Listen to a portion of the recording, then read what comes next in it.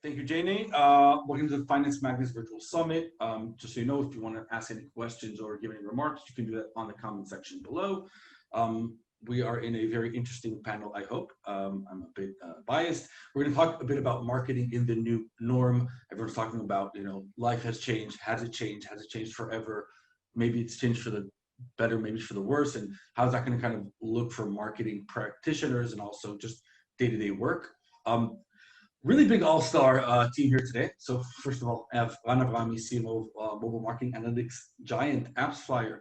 Ran, can you give about, we'll talk about yourself in a second. I like letting my guests kind of talk about themselves. I have Nof, who's kind of a PR tech OG, and big respect for you. You're the CEO of Sliced Brand today. Tell us a bit about that in a second. And we have Rachel, Senior Manager at Google. And actually, Rachel, you're the reason why everyone has to present themselves, because you didn't send me a bio. And the only thing I have on Twitter is that you like shoes, tech, and lychee martini. So I said that I don't know if that would be the best way. Yeah. So, all right, please, everyone, give about 2 minutes about yourselves and where do we catch you these days right now, and then we'll kind of deep dive into it.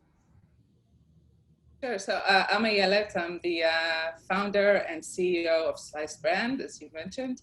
So Sliced Brand is a boutique PR firm. We're headquartered in Berlin, though the team is in the US and in Europe.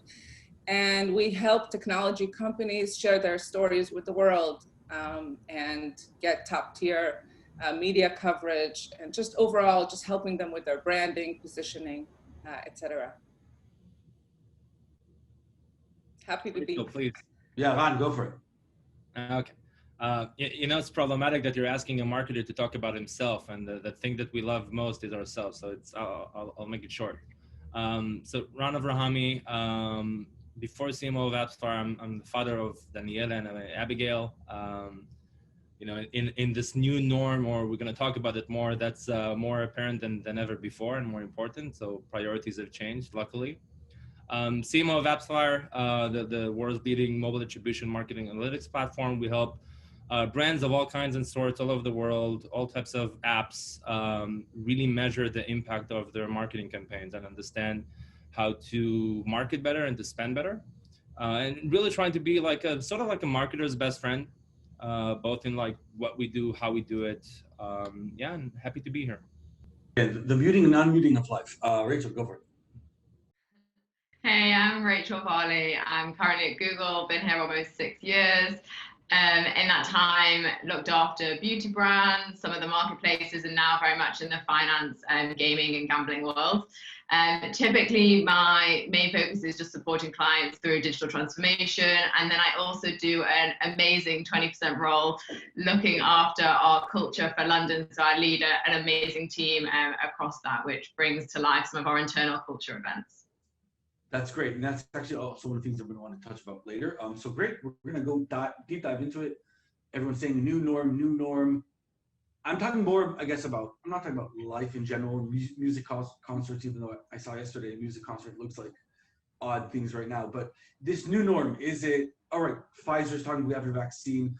Are we in a year from now going to see this as a weird kind of recollection, or have we substantially really changed the way we're going to work and live and market for a long time? What are your thoughts about that? Ayelet? Yeah, so I don't know if it's here forever, but I definitely think that it's here for the foreseeable future, and that companies need to adapt. I think that that's not necessarily a bad thing. I've noticed a lot of very positive impacts and effects that this pandemic has had on businesses. And I'm sure we will go into that more in this discussion. I think that, for example, businesses need at this time to really work more on internal communication. I think internal communication is key at this point when groups are working remotely. So even taking someone in-house to help with internal communication and make sure that those various teams are working effectively together. That is an aspect that's very important today, and I think is a good thing. In addition, I think that companies understand they need to be more purpose-driven. So given this reality, we've all learned how fragile it can be. And we all want to make a difference in the world. And we understand that we don't have infinite time to do it. And so companies need to be more purpose-driven and more goal-oriented. And again, I don't think that that is a bad thing. Ron, what about you? Are you looking at everything is different, or is this a side bump? I have so many thoughts and so many webinars that I, you know. We're gonna get to webinars in the end. I'll tell you one thing. You know, I've seen this as like something of like from a marketing standpoint, like the 5 stages of marketing grief, right? I think at the beginning, all of us were like in big, like serious denial. I called us headless chickens, right? I remember the conversations back in March of like, you know, mobile summit or no mobile summit, it's gonna happen, right? It's gonna happen. Exactly. You know, okay, it's gonna, you know, this event will be delayed for summertime. It'll be fine, right? And guess what? It's not. And so I don't call it the new norm anymore. I call it's just the norm, right? And in like the 5, like the model of the 5 stages of grief, you know, denial, anger, bargaining, depression, acceptance. I think we're all somewhere between the depression and acceptance stage right now. You know, we know that this is here, this is happening. You know, we're planning Q4 as all of us call it, like, you know, let's talk about 2021. Q5. Q5. You know, we in our planning for this is the first time that we're doing a yearly planning, that we're planning with this. You know, our events budget, which I think we're going to talk about later, is nothing. Right. And this is shocking for, like, you know, a B2B company that was a big thing for us, like those close person interactions, 0. So it's not a new norm for me anymore. It's the norm, and it is what it is. And we're making the most out of it. As Edith said, there's a lot of opportunities that can be found. I think on the cultural level, on the company level, fully agree with Edith, is that, you know, big companies and you know, we have Google here, we have AppsFlyer, like a medium-sized company. Big companies and small companies are on like playing fields in terms of what they can give to their employees, right? The perks of big companies are gone, like the regular perks that we all remember. Parties, you know, gym, blah, blah, blah in the office. I call it the 5 muesli breakfast. Exactly. And everybody is on playing field. So I think that's an amazing opportunity for rethinking how we do marketing externally, but as I had said, also internally. How do we communicate internally? That's probably more important than ever before. Cool. I'll give my, I'm going to be an active moderator. I'll give my 2 cents in a second. Israel, at least in Israel, they say that between the 2, I would say, lockups, there were points where everything was even exceeding the normal when it comes to travel, whatever, weddings. You see right now, Pfizer, so everyone's buying plane stocks. Again, we'll get to that. I think that our hope for getting back to being with each other, stupid in a bar, will be larger than all that. I think we want to get back to denial, actually. We want to be let back to denial. All right, cool. Rachel, do you want to move on? Let's talk about events a bit. So you talked about events. I think AppsFlyer, I've seen your jungles around events in the world. I edit a lot of stuff with TechCrunch in Israel during the year, so very event heavy. Google, you know, it's Google. What do you guys think? Like, is again, I love events. It's my reason to kind of leave and do a lot of business, a lot of stuff there. Is that like that? I think is going to take time. It's going to take time till I think 3,000 people from around the world will fly all around the world to meet each other. What do you think about that? Online events, we're on one now. It's really, really cool, but it's good for attendees, I think. But do you as marketers see value in brands, seeing online conferences? Let's talk about that space a bit further. What are your thoughts? Rachel? Is that to me? Yeah, go. We run a lot of events, so I think it's definitely been an interesting journey. We kicked off, I think every single person was like, let's do a webinar, and very slowly we realized it's not actually the easiest option. It's tough, you lose out on a lot of engagement, you don't have the networking breaks, you can't really get that feeling back that we all miss. I mean, it's lovely seeing you all here, but you're not here in real 3D life, and I think the 2D gets a little bit boring sometimes. However, there's definitely been value, and I think it's a lot more inclusive. We are seeing people able to join from everywhere and anywhere at any time, whether they've got their kids or they don't have their kids. We've actually seen, interestingly, numbers higher as people have less blockers to attending. So there's not that excuse, oh, my meeting overran, I couldn't get across London in time. We don't see that same sort of 30-odd% dropout rate that we used to see. We've actually seen for internal events, I know you spoke earlier around internal, it's very important. We've seen that as well. We've done a big piece of work in trying to engage the community at Google first and foremost, and then obviously also supporting our clients, our partners, our customers. And if I just look at a recent event we've run, we've seen a 300% increase in attendance for internal events. And I think that talks to a couple of things.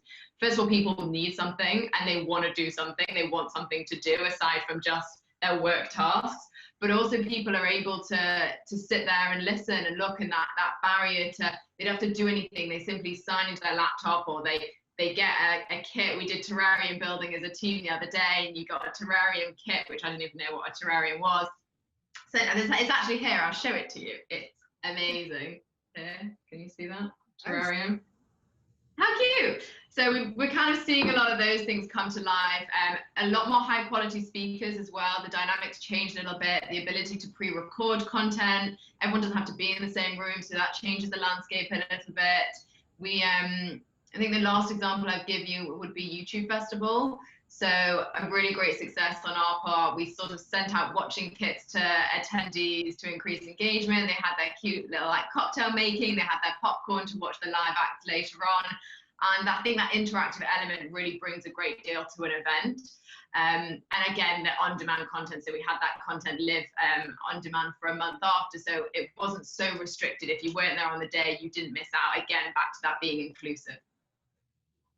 I totally agree with that, Rachel, because I think, one thing that executives or marketers have tried is to look for like the trade-off, right? Okay, we're not gonna, we won't have events. Okay, we'll do webinars.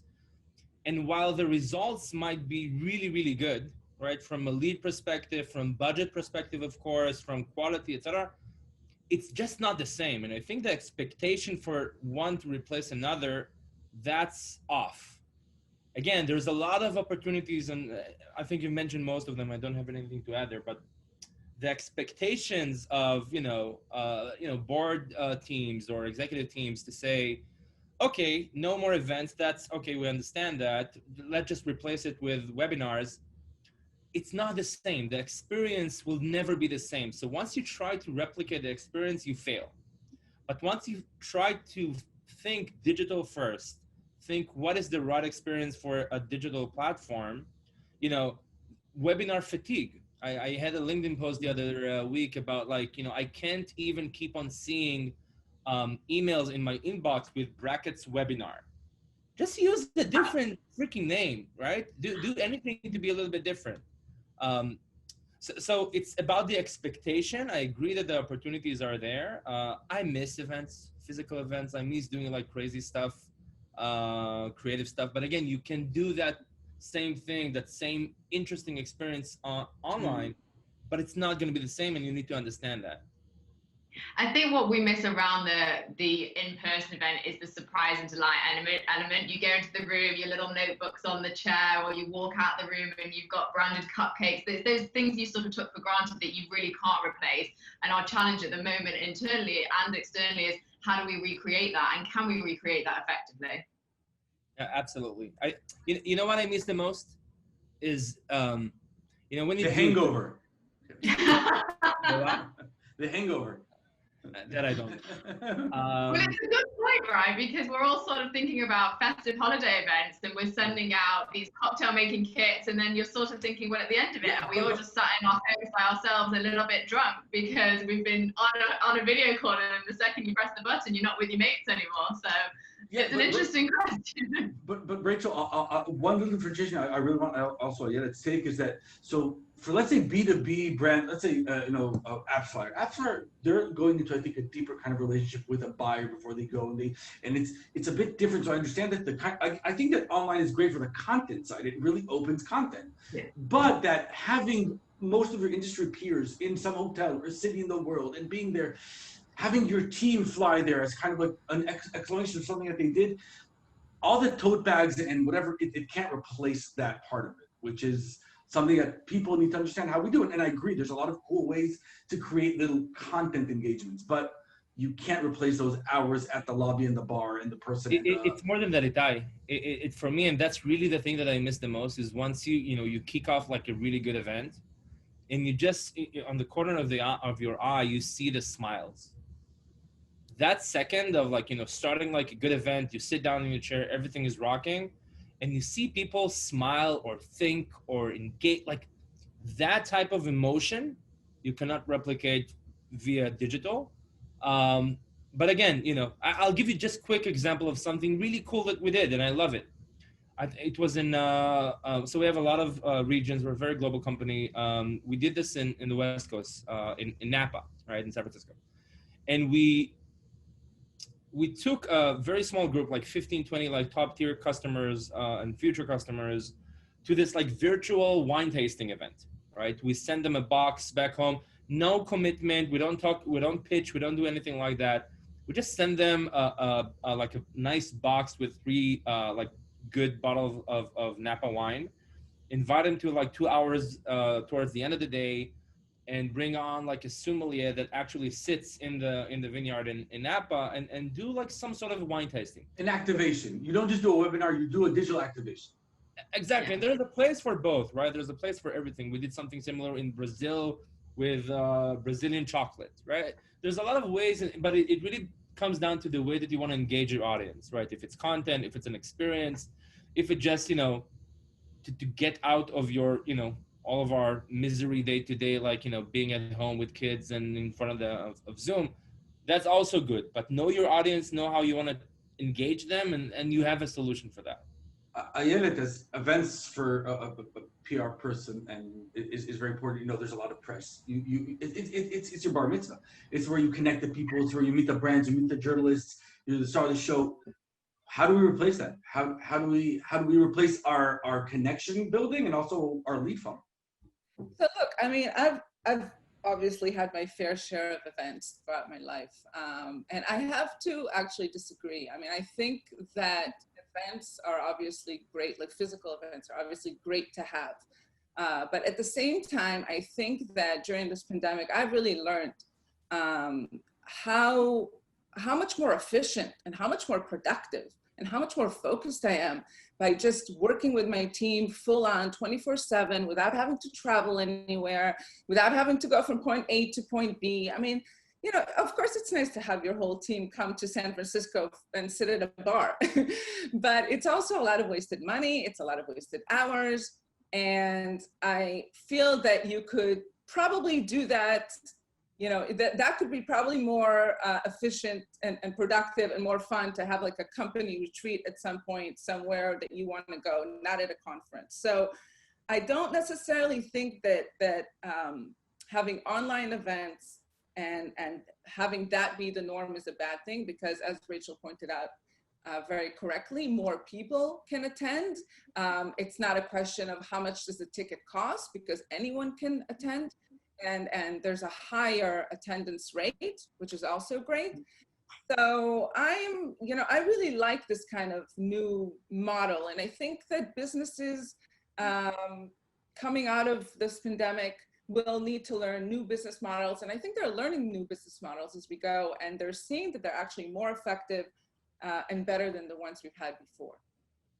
First of all, I love the optimism, and I can also say on the flip side of that is now when I talk to a new person, a lead or a journalist or whatever, and I see his background and I see his kid and I see his art, that's also a very good opportunity where you can really break the ice and get much closer. So now we're not meeting in some hotel lobby in Singapore, but we're both in each other's working areas. So yeah, living room. It's more personal. Yep. Exactly. And I started out in 2006, and I started out creating OG, I said. You're an OG. I'm an OG, yeah. And I started out doing social media, being on Dig, being on Reddit, it wasn't even Facebook back then. I think it was MySpace, and just meeting people virtually. That's how I started creating my own network. You know, I was in Israel and people were in San Francisco, and I was making a network, but virtual. And I don't think that that is something that is not, that people are not able to do today as well. So I'm not saying let's not ever meet again. I agree.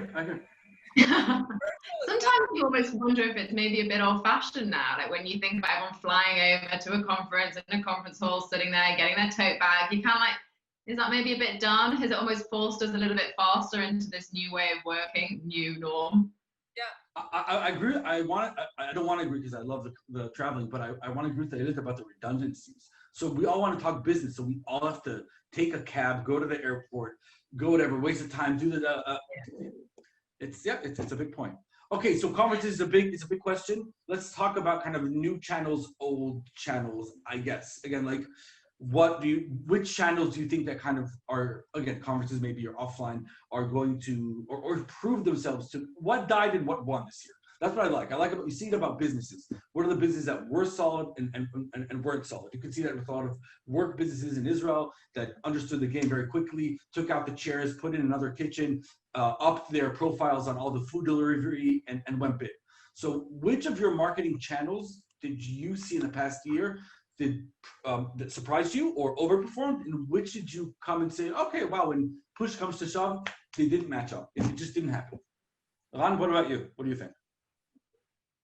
You had to start with me. Okay, so yeah, it depends. Okay, it's you know a shitty answer is coming when it starts with it depends. So, but it depends, and it really depends for us on the region, because different regions right now also are in a different situation when it comes to pandemic, right? So that's also a trend we're going to see. I think you're going to see people, digital nomads, kind of go with the wave.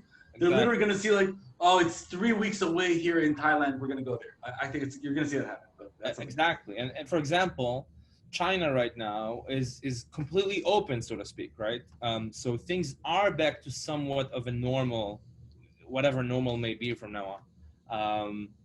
So it really depends. But generally speaking, you know, I think that if you look, for example, at the more like enterprise segment of the world, right, of the digital transformation. And of course, we all know that we all heard that pitch, you know, in the last couple of months, that processes that probably would have taken 5 years are now taking 5 months. Cool. But we see this like it's a huge impact on the business, like a positive impact on our business, for example. So, you know, we just see inbound as in terms of demand increasing significantly. So we, you know, invested a lot on that area. We saw a great yield. And also, for example, on intent-based. So everything related to search, Google, hi Rachel. Organic, yeah. So everything organic and paid, but whenever it's intent-driven, like people are a lot, again, it's generally speaking, but people are more focused on what they need right now to solve their problems versus, you know, spontaneously getting pitched by and, you know, seeing LinkedIn ads or Facebook's ads and going to some place of a funnel, right? Because people must be, and they need to be in order to survive in their work, laser focused, right? I have a problem, I'm looking for a solution. I'm going to Google, I'm going to a G2 Crowd, Trust Radius, you know, I need answer to my WhatsApp community groups that I ask my peers, to LinkedIn groups, whatever, right? But I do see a surge in intent, and that's very interesting. Yeah, I can say again, I'm biased, I guess. I think we're all kind of biased on the more organic and brand or intent side, but I can literally see that companies that invested in a good brand or PR or SEO and content are seeing a huge influx, especially they're in a COVID area type value proposition, and very heavy PPC face companies are seeing, I don't want to say ups or downs, but they're seeing challenges when it comes to meeting people in front of them, even though you do see a reduction in a lot of traffic costs because a lot of people just kind of cut out of the game.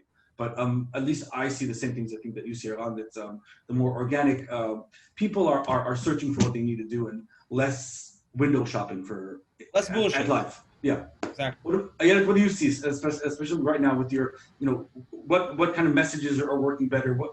What's different? Well, and what's done and what's done, you know? yeah, I mean, I think that the brands need to be more, I guess, kind and sensitive to people. Today, everybody's on the edge. And I think that like 2 weeks ago, also, the US has shown us that they're looking for unity and they're looking for positivity and they're looking for something, for a change. And so I think that in general, you know, brands need to be more sensitive to people's emotions.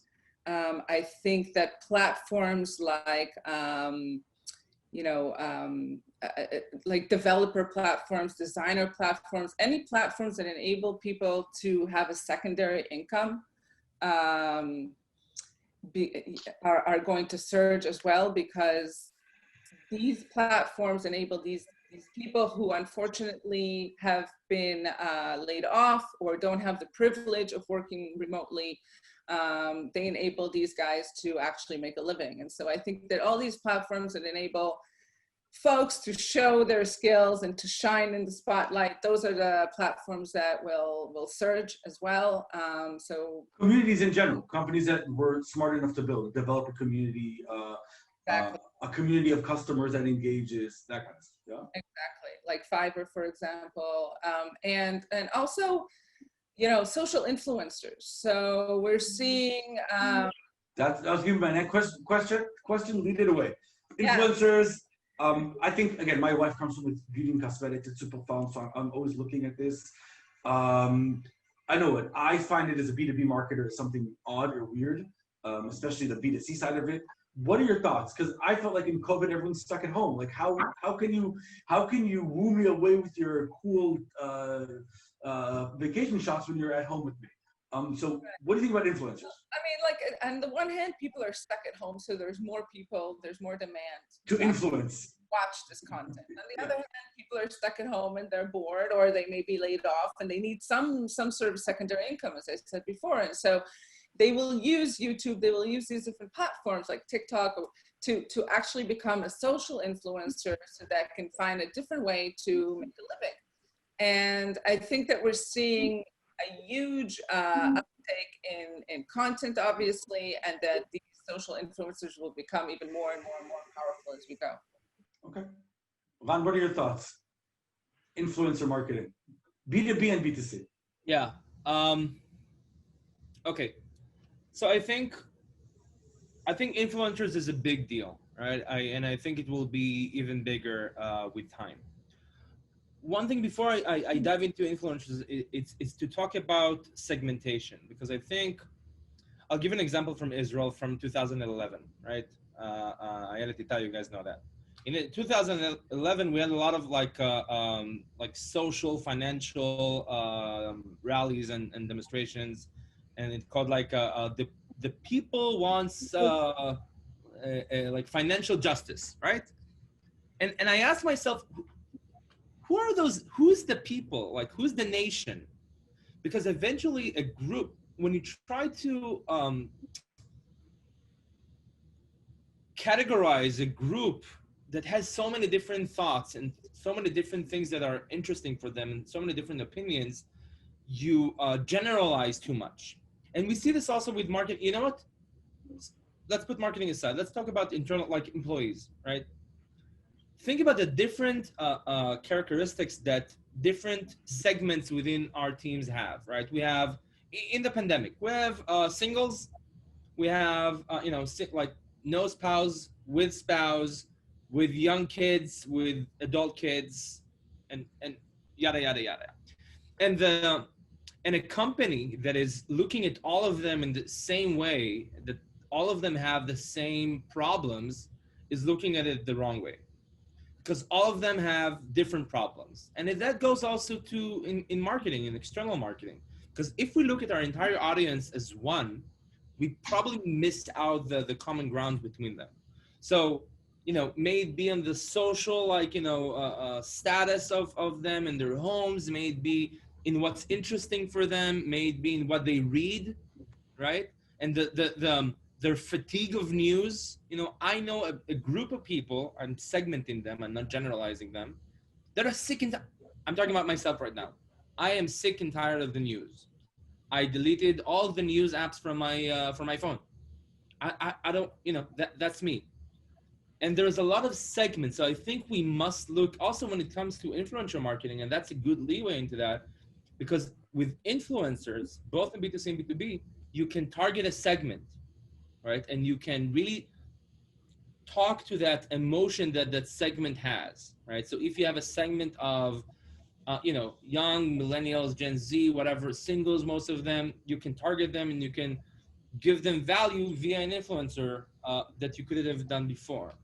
So I think in B2C and also in B2B, right? Let's be honest. We're all at home. We're scrolling on our LinkedIn feed, and 2 minutes later on our Instagram feed.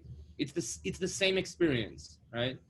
Now with that's my next question. Yeah, wait for that. I want to hear Rachel's opinions about influencers. Then we'll get to the B2B, B2C paradigm. Please. Rachel, what are your thoughts about influencers? Again, you talked a lot about engaging people in activities or whatever. So when it comes to activation, that kind of stuff, of course, there's influencers are great for taking that kind of like visual activations onto a wider space. Is that correct? Yeah, I think there's two pieces. There's the kind of channels that have done well and the kind of consumer behavior. And then I think there's the influencer question you've asked as well. So I think if we step it back a little bit, we know consumption has changed, consumer behavior has changed. We're seeing like roughly 20 million people or so watching YouTube on their TV screens. Like who would have ever thought that you'd turn on your TV and then watch YouTube? So we're seeing the behavior change. We're seeing it on games consoles as well. And I think if we break that down specifically for the UK, it's something like an average adult watches 46 minutes of YouTube a day, and that's used by over 96% of online adults. So we're seeing crazy numbers and crazy shifts in consumer behavior that we would never have seen before. Podcasts. And then you look at a couple of the other. You look at podcasts now. The podcast hours of podcasts. Yeah. Listen. I mean, that's what we're doing, right? You're putting your earphones in, you're stepping outside your door, and you're listening to a podcast, and you're going for a walk to get away from the screen. Like we did a trial internally where we tried to get the leaders to do a podcast so we could all listen to them, but not by staring at their screen. And that, by the way, in a second, the crazy thing about podcasts, it was seen up until the pandemic more of a commute type of medium. Yeah. You'll listen to it on your drive or on the subway. Now you're seeing people at home, but it's going up. So that, for me, is a perfect example of a medium that the pandemic changed how we think about it. Yeah, and I think it's the break that's needed, right? Like we don't have our commute, and I think a lot of us didn't realize what the commute gave us. It gave us a moment of calm. It gave us I mean, unless you're getting the tube in London, but it did give you that physical moment to detach from being in the office to going home or going to meet your friends for drinking. And we've lost that. So we kind of need to create that for ourselves. And a lot of the time that is looking at your diary and going, I'm going to book that as a walk because it's my 20 minutes away from being in what is my everything, my home, my office, my personal space, my life, whatever. And so I think it's how we change that, and podcasts have definitely come through in that space, and it helps you separate your mind from your work as well. And a couple of others that I've seen a lot, that we've seen an acceleration of some very firmly established trends. When we look at the high street, I think it's on retailers to pivot faster and how do they win in what I see as kind of the online battleground. You mentioned beauty brands. I think they jumped on the AR piece a while ago, so maybe they've won a little bit faster. You can go on their website, you can try on a lipstick, try on an eyeshadow, and you don't need to be in the store physically. And I think influencers have played a big part in that. If we segue slightly to that piece, they've done what they do best. They've learned to lean into a user's passion when you don't even realize it is your passion, and helped you maybe discover new passions that you didn't have. I mean, I think everyone was baking banana bread for the first 2 months of lockdown because they didn't know what to do. And then we've seen the more useful, right? Like we've seen Joe Wicks in the UK, he's captured the hearts of the nation. His letters into his home, his influence us to get up, get out of our seats, move our bodies, both for the benefit of your physical health, but I think also your mental health. And we've seen an 800% growth in searches that include the terms home workouts and no equipment in the title. And I think that just really shows the intent that people are actually using when they go to YouTube or they go to search, and they're asking Google to help them find what they need for them. And the for them is very specific.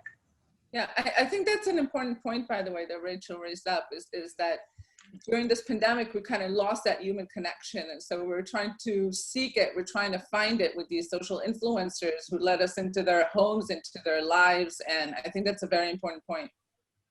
Yeah, I think it's sad in a way. I think it's the thing that we've maybe all found the hardest. You miss the human to human connection, that you go and see your friend and you give them a big hug and it kind of instantly fills you with warmth. There's loads of studies that show the impact of a hug can have. And I think not having someone with you, I mean, when I'm not here with you, I'm just sat here in a room effectively by myself, and you miss that connection. And it's, I think what influencers give you is a connection to someone, to something, to a moment, to a passion. And that's why I think they're doing so well at the moment.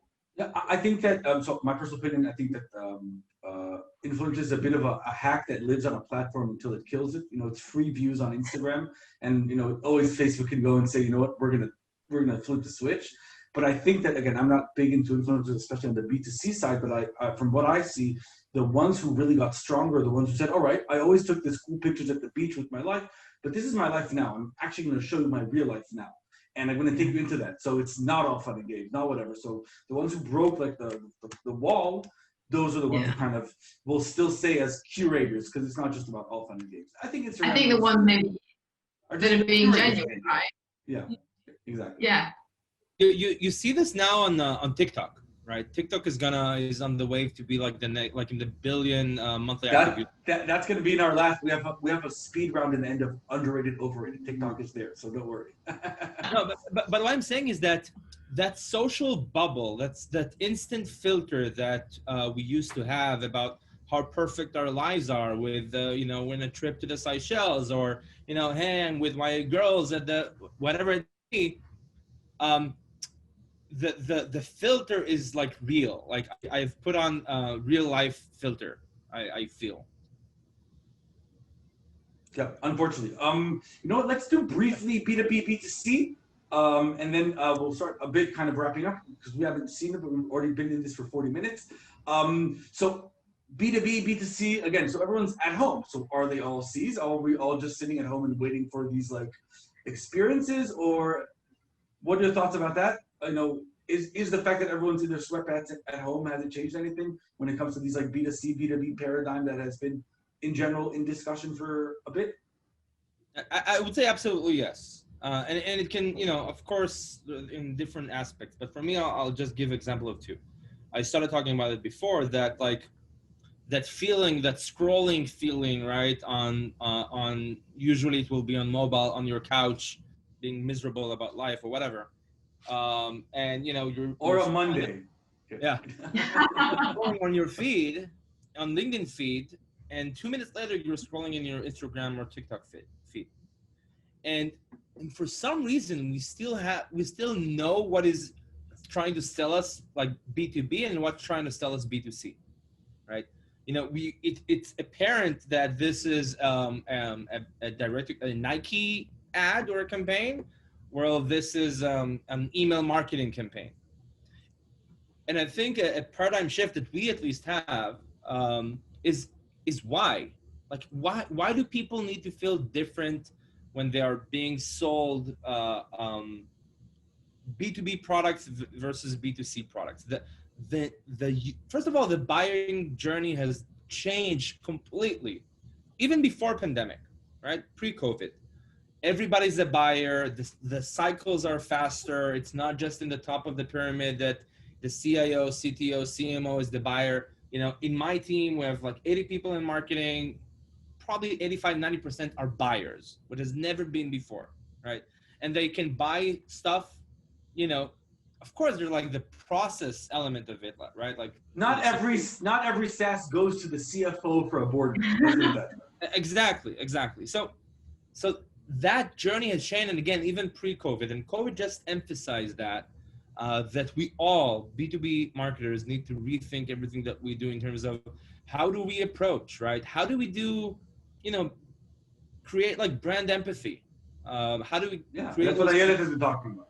Mm-hmm. I personally think that I do think that there has been too much of a B2C of B2B when it comes to like the LinkedIn stuff, you know, the template of one time I failed, period, and then your whole story or whatever. And so I think that connected with your saying, I think that post-COVID we have less time for bullshit, and I hope that it's going to get us much more stricter. We're going to cut the whole B2B funnel, which is do the ebooks and the webinars. It's more like we'll save you time on your server clouds or whatever. So I hope that will happen just from the intent kind of no bullshit mentality. And I agree with that 100%. It's also going to be a lot about empathy. I'm at home.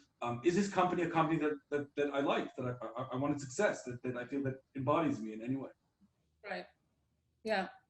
And I also feel like, for example, you know, Facebook is kind of losing face, and a lot of these other platforms, because they're not evil. They're not, they're evil. You said it. Second of all, they're not authentic, right? So if I look at the content that's on TikTok as opposed to Facebook, I mean, on Facebook, everybody looks super happy. Everybody's on the beach somewhere with their kids and everything is lovely. And it just, you know, I think people are getting tired of that. I think people are really, really sick of that, and they want to see real life. They want to see true events. They want to see people's opinions. They want to see how people feel. I think that's why we're moving away from that. Rachel, your thoughts before we move into speed round? Yeah, I'd agree. I think it's definitely changed. Like, people being remote and being at home, has that changed things? Of course it's going to change things, right? And I think there's a couple of trends that we're seeing with consumers, kind of specifically, that people are carving out time for mental refuge. They want to turn to nature. They want to focus on their physical. They want to focus on their mental exercise. We spoke earlier about podcasts. That's a good way to get out. I mean, the growth in yoga videos is ridiculous. And then equally, we're seeing people like wanting to escape through active entertainment. So like trying to find new hobbies or do new things, how to grow plants or how to create a fun space or how to make your office look beautiful. There's an insane screen fatigue. People are fed up.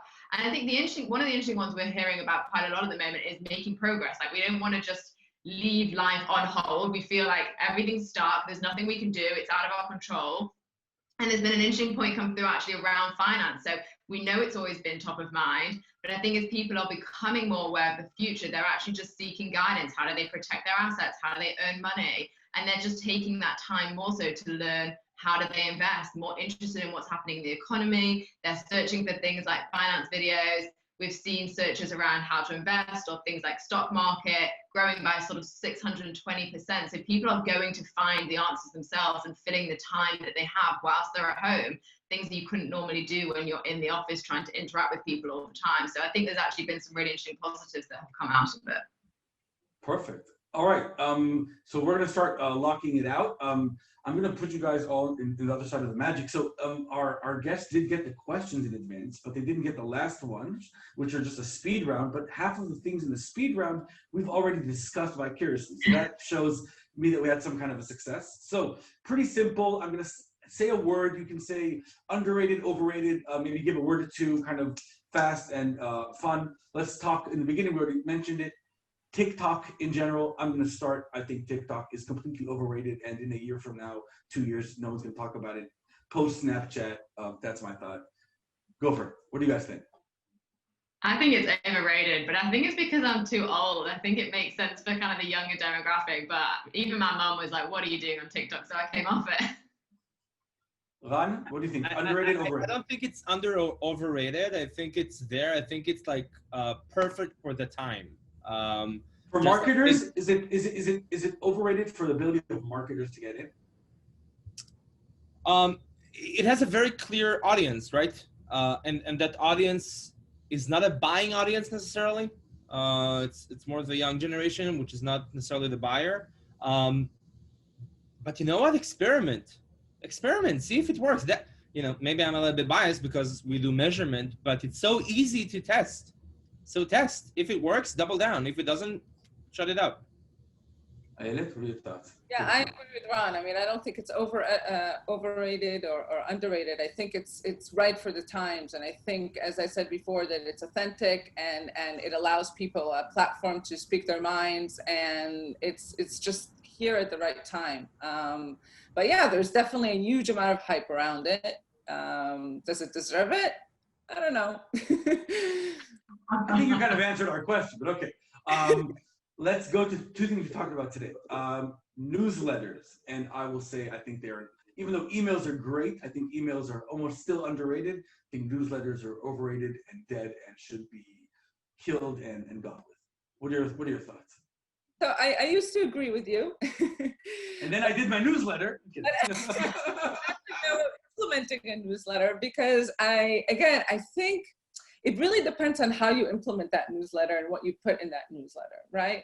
So I think in this era, in this time, people are looking for advice, they're looking for tips, they're looking for a connection. And I think if you can integrate those things into your newsletter. So for example, we're doing a newsletter now where we're giving PR tips to companies. So they don't necessarily need to hire us. They can just read our newsletter and get those tips and learn on their own on how to do their PR. So today wouldn't be a Slack channel or a Telegram. Well, I'm thinking, I'm not saying that the fact of someone supplying the other person with tips or whatever and updates is great, but the format of this like MailChimpy, window-ish email, I feel like that is, again, personal opinions.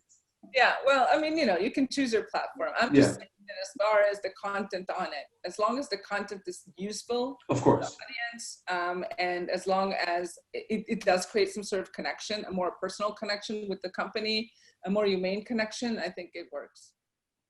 I have a lot of thoughts about that. Okay, I'll try to be focused.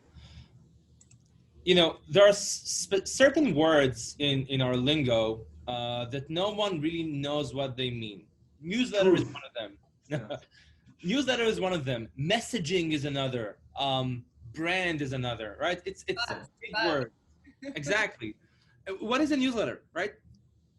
What is communication in general? Is getting the right message to the right person at the right time using the right channel, right? Simple. Right person, right message, right time, right channel. If newsletter is one of them, and again, you send it segmented in the language, in the context, in the time. If it works, amazing. Do more of that. If it doesn't, use Telegram or Slack community or whatever. But eventually you need to think about the goal. The newsletter is just a channel, right? It's a means to an end. I personally feel that the newsletter was in the past few, I would say year or two, I'm not saying all newsletters, in general, everyone has their newsletter is a lead capture mechanism of getting your email so we can do all the other things that we want to do with the email. But that's again, what is a newsletter, right? Is it like a news bulletin? Like, the good old days of like newspaper that you go out and buy them? They're not a curation of articles that you should read that day, or there's a lot of things. Exactly, but if I'm getting that personalized, if I'm going out to the New York Times and I'm selecting what I want to get into, screw the New York Times, AppsFire. If now I'm allowing my customers to select the frequency, the relevancy, what do they want to learn about? If they're opt-in and they're interested, of course, send it to them. All right, cool. Rachel, your thoughts? Newsletters or kind of mass emails? I think before this situation, they were definitely used too much. I think we didn't need it. There was other channels that could be used. You can reach people in different ways, people out and about. There's other opportunities. And I think that goes back to the point earlier around what's the channel that's right for the message. I think now actually I'm finding incredibly useful. They summarize what I need to know. It's really the only way I can kind of get the content I need, especially when we think about internal newsletters. And I think it's a neat point in bringing a community together, which when we go back to our earlier point at the very beginning, how do we bring people together? And if everyone is given that same information at the same time, a consistent moment, say it's a Monday at 9:30, and you've got digestible information that you need to take in for that week, I actually think there's something quite nice that it creates in terms of everyone feeling on the same page. No one's missing out. No one didn't go into the meeting room and forgot what they were supposed to know. It's there and it's in your inbox and it's ready for you when you're ready. Okay, so only I'm the hater and everyone's much more optimistic. Let's go to something I think we can hate on a bit together. Webinars about how to do webinars. Can we all declare that we're done a bit with webinars, or we should ease it down a bit? I'll go back to what I said earlier about newsletter. What is a webinar? Come on, Ran. We can't have everything open up a huge. Well, I can go and Google. This is not a webinar. No, this is not a lead magnet. Come to this hour and we will teach you something and put you in a funnel and you'll come out with these new skills that you'll be better in life. No, this is come see a bunch of people talk and So I would say that I'll be cautious, right? It really depends on your audience. I hate webinars. Let's put that aside. But it really, and I hated it pre-COVID. I was cool before. I hated it before it was cool. That was it cool. Yeah. So, No, You, before it was you need cool. to you need to get out a bit more on if you think that it was ever cool. No, before it was cool to hate it. Ah, okay, all right. Okay, all right, I hated all it before it was cool to hate it. Sorry. You're cooler. Yeah, exactly. So, again, it really depends on the audience, because if you, for example, like us, work with an audience of marketers, they know every piece of trick in your sleeve, right? They do marketing themselves. So they know it, they call your bluff. But again, if you work with a different audience that is maybe not used to this medium, right? Or is intrigued in learning more. And again, what is the webinar? That's the question. There's a lot of formats, cool formats that you can do to engage people. And again, for example, like live versus on demand. I don't do live, right? I just don't do live, because who has time, unless you give a compelling reason, like, for example, here, that we can talk to people. Unless you give a compelling reason for someone to book a time in his diary to go to something live, on demand is fine. And also there's the gated, like to gate versus not to gate, a big question. I'm also now tending a lot more into not to gate, because let's be honest, who wants to, when you And you have had discussions upon that a few times in other facets of exactly. I can't do anything with this gated content. Yes, but when someone gates a piece of research guide, webinar, you know what I hate that people gate? Case studies. What the fuck are you getting a case study? I mean, I want to buy it. Why? Anyway. Yeah. But the minute that I'm putting my details, and I'm putting the real one, I'm not putting like a fake one. I'm putting my real one because I want to see what happens. And if an SDR calls me up 5 minutes after I put my details in, that brand is like gone for me. Really, that brand is gone. Like I'm not with the intent of buying. I'm learning, I'm experimenting. Don't bother me. And I think that's a big change right now, also with webinars. But I think that's where webinars have a place, right? Yeah. I'm sorry? I think that's where webinars have a place. If you're trying to teach someone something, or there's no other way, and people learn differently. Like, not everyone can read a document and instantly understand analytics, for example. Actually, sometimes it's better to have someone talk you through it as a webinar. And I think webinars have a place. I think there's definitely been an overuse potentially of them by people you would never think really needed to run a webinar. And I think it's back to the content. What is it you're sharing, and does your audience care, or do they need to know? And then I think it's how you make that decision. But Rachel, that's a great point, because again, that goes back to my maybe philosophical question about what is a webinar. Because if I'm putting and we experimented with LinkedIn live videos, we're not getting everything. It's free also, not in terms of money, in terms of you don't need to put your details in. It's out there. It's content that you can. It's like putting something on YouTube, right? For me, that's an amazing thing, right? Because you don't request anything in return. You want to educate, go for it. But for me, and I think, Itai, maybe what you meant is like that give and take relationship that we have with the old school webinar. That I hate. Yeah. But whether you call it a webinar, whether you call it a workshop, whatever word you use for it, it's an AMA, right? AMA. Whatever you call it, as long as what Ram said, as long as it's available to everyone, as long as what Rachel said, that it's content that's actually useful for people. Again, I think that goes back to what I said before. It's about helping people at this time. There's a lot of unfortunate people out there who are laid off and are looking for skills and are looking for people to help them and educate them. And I think it's a great thing. All right, I'm going to ask the last one, and then we can just wrap up with some final words. The effectiveness of working from home. Everyone's saying now we can just do it forever. We don't need offices. You can be wherever you want. It's all going to be the same effectiveness. There's been some kind of discussion with different types of employers. What do they think? I'll give my personal take. I think right now the effectiveness is being a bit overrated, because we have a very weird situation where almost everyone in the globe is at the same point at this kind of weird injunction. But interesting to get your thoughts of our office. Can we close the offices and move to Bermuda, or what do you guys think? Look, I think that it's an interesting debate. I think there's a bunch of studies people are running, and we're running some internally, like understanding how people are they effective, are they not. I think from a personal perspective, I never worked from home before. I love being in the office. I love people. I get my energy from people and from clients and being out and about. I think what it's given me though is a focus. You get very distracted in the office. You hear someone's conversation, you jump in. Someone asks you want a coffee, you go for the coffee, and so you do get more work done, I would argue, in a shorter space of time. So when you're sat at your desk 9 to 5 or however you've changed your hours to accommodate your own life, I think you're getting stuff done, and that's maybe where the effectiveness piece is coming in. I would strongly argue that you can't replicate a culture working from home as you can in the office. You don't have a casual collision. You don't bump into someone at the coffee stand and discuss something that you would never have discussed. And I think that's what you're losing for the gain. So you've gained maybe some autonomy. You're at home. You don't have to commute. You're with your family more. But I think you've lost that interaction with the random person that you bump into that changes something for you. The cross-pollination, even the fact that people kind of and that's what I think we thrive off, right? That's what we need. I saw what do you want to say? I completely agree with Rachel, and I'll also say one more thing, and I'm sorry for being so positive about the effects of it. Sorry to be positive. But I apologize.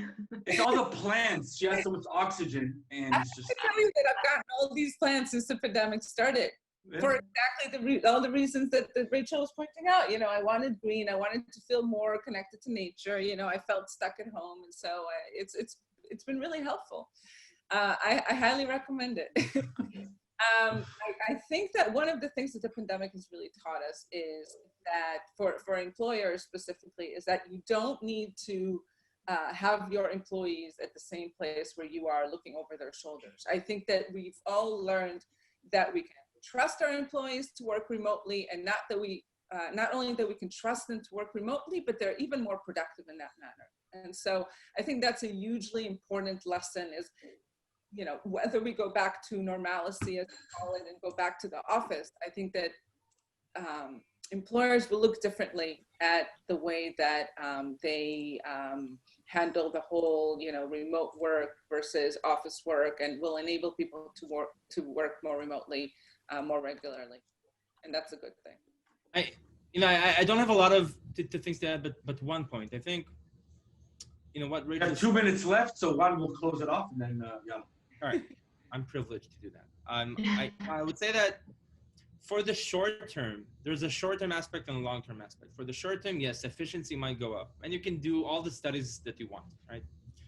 But in the long term, I don't think it will stick. I think people, I look at my team, I look at myself, will be burnt out of, you know, being in your small, you know, it may be, I have like a 2-bedroom with 2 kids. So I'm either working in my living room.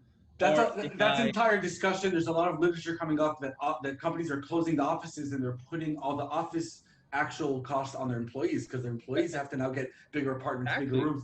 That's a whole different discussion.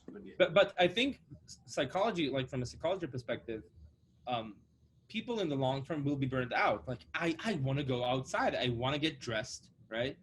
And eventually, I think I'm not playing profit, and none of us really know, right? Let's be honest. But I think that eventually, in most companies, in most businesses, it will fall somewhere in the middle, right? Like the truth is always somewhere in the middle, and it will be a hybrid model. You know, I laugh at half. You know, yeah. You know, it'll be flexible, hybrid. You know, you want to go work from home today, work from home.